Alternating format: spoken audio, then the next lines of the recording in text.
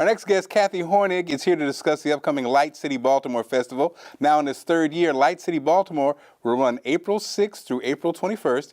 In 2017, Light City Baltimore generated 470,000 nighttime visitors to the Inner Harbor and had an economic impact of $44 million. Welcome, Kathy Hornig, to the show. Kathy, welcome. Thank you. Thanks for having me. That's success. Big deal. Man. Big doings for Baltimore. 44 milli. And more than 1 billion in media impressions for our city going worldwide across social media. You know, and I imagine it's a great social media thing because of the visuals. It is. That was one of our inspirations for doing Light City, that we could change the narrative about Baltimore worldwide, because these amazing art installations are just so cool and awe-inspiring. Folks love to take their picture with the art installations and then send them out across social. You know, it's so crazy. Baltimore, I think a lot of times we are very concerned about that narrative.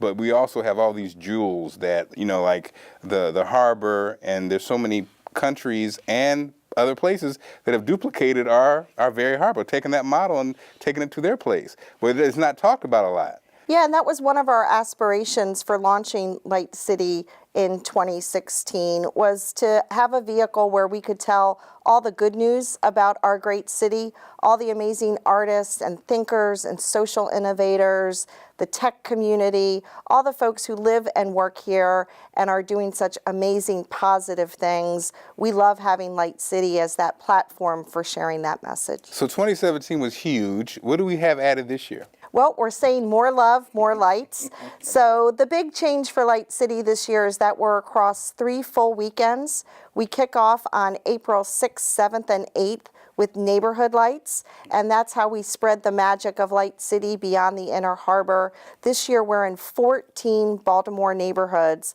all of whom have been working with an artist in residence. They received a $15,000 grant, and they have some amazing things in store for folks to come see that first weekend of festival. So we encourage everyone to get out there and go see one new neighborhood that you haven't yet seen in Baltimore, at least one. Neighborhood Lights is a great opportunity to do that. So, Kathy, I know any artist would love to be a part of this. How do they get involved? Is there, is there a website they go to? Are they selected? How do you get the artists involved? Well, the festival is produced by the Baltimore Office of Promotion and the Arts, BOPA, and we are a 501c3 nonprofit organization that proudly serves as the city's Arts Council, Film Commission, and Event Center. Every year, right after Light City closes, we issue a call for entry. Artists apply with their proposals. All the works are fully funded, new commissions, and they're selected by an independent jury.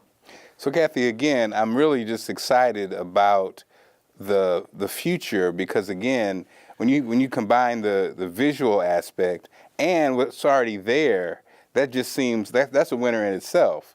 But then you throw in these workshops, you start this conversation about art. You know, are you a genius?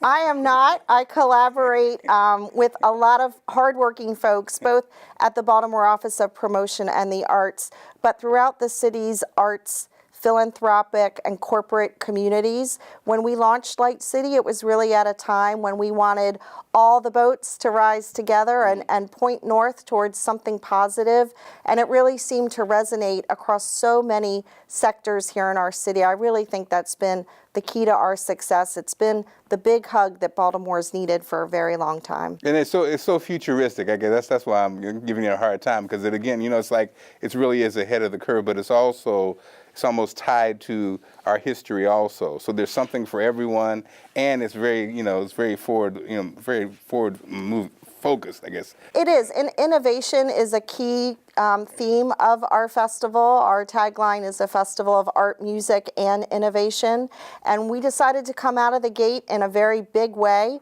We are already the largest festival of our kind here in America. We've got counterparts all across the globe. Light art festivals have been happening in cities like London and Sydney and Montreal, Quebec, Amsterdam for many, many years. So now to be able to have this product here in Baltimore is just a great opportunity. So for that person who's like, okay, I really don't even get it. I've never been, I don't get a concept. Walk us through the process. You go down and then what happened? You come to the Inner Harbor. We recommend that you go to lightcity.org first or download our free app and plan your visit because it is such a massive festival. But if you come right down to the intersection of Pratt and Light Streets, the heart of the festival is the BGE Light Art Walk, 1.5 miles along the Brick Promenade, starting at the south shore of the Inner Harbor near the Rusty Scupper restaurant. This year, that's where we're going to have our illuminated drone racing league. All the way around the harbor, past Harbor Place and the aquarium with assets and works of art along the way through to Harbor East, where this year we are super excited to present a kinetic installation called Fireflies.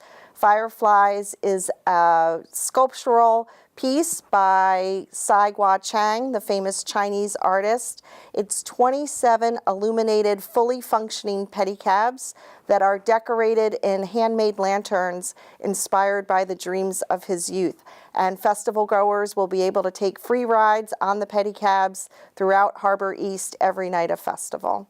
I got to say, this is pretty cool. We're going to take a quick break and be back. I'm just so excited about this. This is Baltimore. We'll take a quick break and be back. More Game Changers.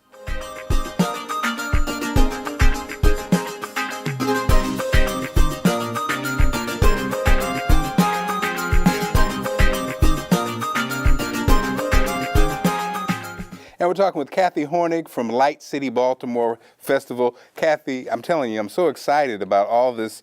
I can visualize what you were talking about. So you mentioned the app. And tell us, where do you get the app? How do you download the app? You just go to the App Store and download it for free. Type Light City and it'll come right up. And then also, we mentioned labs before. Tell us about the labs, that process. Yeah, the labs are a really cool feature of Light City and really set this festival apart from some other initiatives.